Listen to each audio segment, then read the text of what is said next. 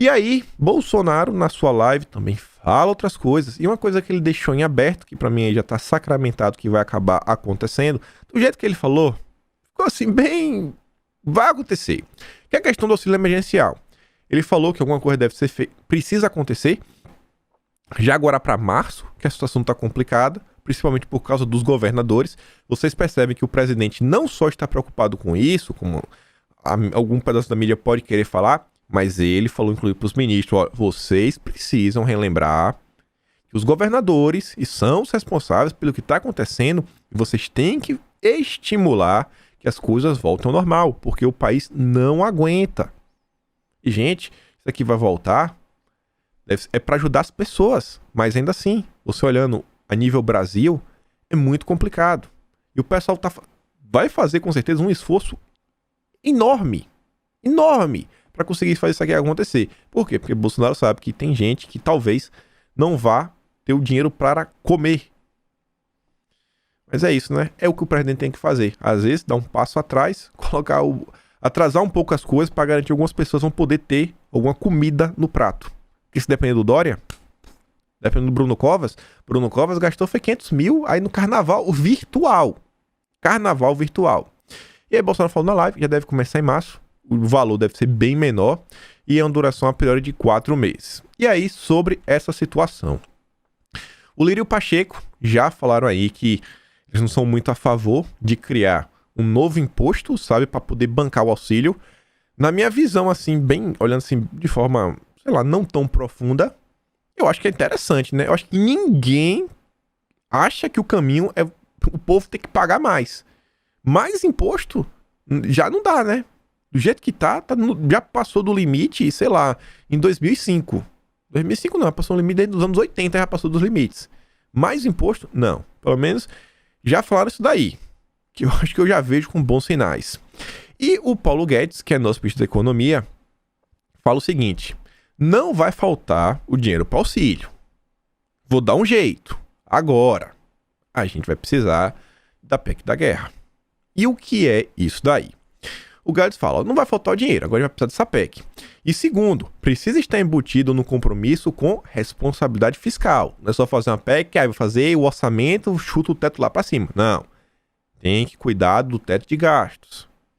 Você precisa ir para a LDO, rever orçamento. Precisa pedir crédito extraordinário. Leva mais tempo que o APEC. Ele está falando, tem caminhos. Agora o APEC ele acha que é mais rápido. Nós podemos dar 2, 3, até 4 meses de auxílio, enquanto observamos a evolução da doença. Se a doença voltar, nós recolocamos uma camada de proteção, mas temporária. E dentro de um protocolo que, caso permaneça conosco 1 ano, 2, etc., as contrapartidas já estão previamente estabelecidas, ou nós corremos o risco de um descontrole fiscal completo. Porque vai ajudar, mas tem que tomar cuidado com o controle fiscal. Porque não adianta você ajudar quem está completamente desempregado e criar um estado da economia, que a economia colapse e quem tem emprego perca os empregos. Aí não dá. E o Guedes, depois o Guedes não, na matéria explica o que seria esse orçamento de guerra.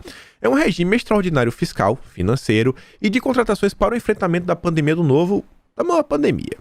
Durante a sua vigência, as despesas para o enfrentamento serão apartadas. Optou-se por fazer uma emenda com prazo de validade determinado, com datas para começar e terminar. A ideia é evitar deixar no corpo permanente da Constituição regras que possam ser mal utilizadas por governos futuros. Então, é uma coisa emergencial, período de pandemia, para depois, vai que um dia a esquerda volte para o poder, aí o pessoal queira fazer o que quiser, né? Então, não. Esse orçamento, que depende da aprovação de uma proposta de emenda à Constituição, deve ter contrapartida de corte de gastos e está inserido num compromisso com a responsabilidade fiscal. Ou seja, não é ao léu, é de qualquer jeito. Tem que ter o mínimo de responsabilidade. E aí o Guedes tá muito movimentado. Vários encontros aí, tanto com Lira quanto com Pacheco, vocês estão vendo. Conversa com o próprio Bolsonaro. E o Guedes também foi se encontrar pessoalmente com o Fux, manifestar preocupação com os impactos que alguns processos da área tributária que tramitam na corte. Porque isso daí pode atrapalhar, sabe, a reforma tributária que o Guedes aí vem desenhando. Foi lá conversar pessoalmente com o Fux. Vocês vão lembrar, ano passado, quando o Fux tomou posse, eu fiz um vídeo que eu falava, galera, teve a conversa, soube que teve uma conversa no Planalto entre o Guedes e Bolsonaro. Bolsonaro falou, cara, tem que ter um auxílio de todo jeito, tem que ter o auxílio. O Guedes falou, cara, não tem como. O Bolsonaro falou, cara, tem pessoas que não vão aí comer se não tiver a prorrogação. O Guedes falou, tá bom, agora tu tem que garantir que a economia vai destravar, que as agendas vão poder ir pra frente. E aí Bolsonaro chegou a conversar com o Fux, falou, galera, ó, a gente vai maneirar, vamos esquecer, sabe, esse debate mais ideológico, tanto da esquerda, tanto da direita, mas também da esquerda, agora tem que colocar nos trilhos. Até porque, se o Brasil não prospera, os orçamentos vão todos diminuir, inclusive o orçamento do STF, não vão comer lagosta. Então, o Fux, eu falar a vocês, foi aquele momento, Bolsonaro conversou com o Fux, e lá agora foi a vez do Paulo Guedes voltar para reafirmar, ó, olha isso daí, cara. Olha esses julgamentos. Não dá para travar o país. Presta atenção no que vocês estão fazendo. Nosso ministro aí tá trabalhando bastante. E aí o Guedes também disse, nesse cenário, tá bem otimista. Ele tá falando que, na visão dele, em 60 ou 90 dias, vamos destravar a agenda de crescimento. O Guedes está bem esperançoso com as mudanças aí na Câmara e no Senado. E vocês devem saber por quê, né? Se vocês olharem a nível ministerial, vocês conhecem algum ministro do nosso governo que teve mais problemas e foi mais ofendido publicamente pelo Rodrigo Maia do que o Paulo Guedes? Vocês conhecem algum? E aí na matéria falou algumas coisas interessantes, né?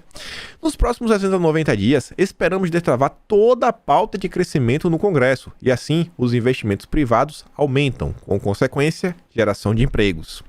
Disse em evento virtual no 124º aniversário da Sociedade Nacional de Agricultura, nesta quinta-feira. Segundo o ministro, a aprovação das privatizações e marcos regulatórios permitirá o início gradual de tarifas de importação, em conjunto com o compromisso de abrir a economia brasileira. Ele ainda criticou a demora no andamento da pauta econômica durante a gestão de Rodrigo Maia. Havia uma disfuncionalidade porque a pauta de centro-direita estava sendo travada por uma aliança de centro-esquerda. Com a vitória dos candidatos apoiados pelo governo nas duas casas, ele acredita que as pautas puderam avançar. Isso já está conversado. Particípio, já conversou. Particípio passado. Lá no passado, já está acertado. É uma aliança de centro-direita. Então, aparentemente, estão bem alinhadinhos. Eu espero que esse namoro, né? Ministérios, que é o executivo, com o legislativo, perdure e as coisas avancem. E o cenário, pessoal, digo para vocês, o cenário a nível macro da política brasileira é bom. O cenário é bom. A mídia quer vender o caos, mas o cenário é bom. E tá aí.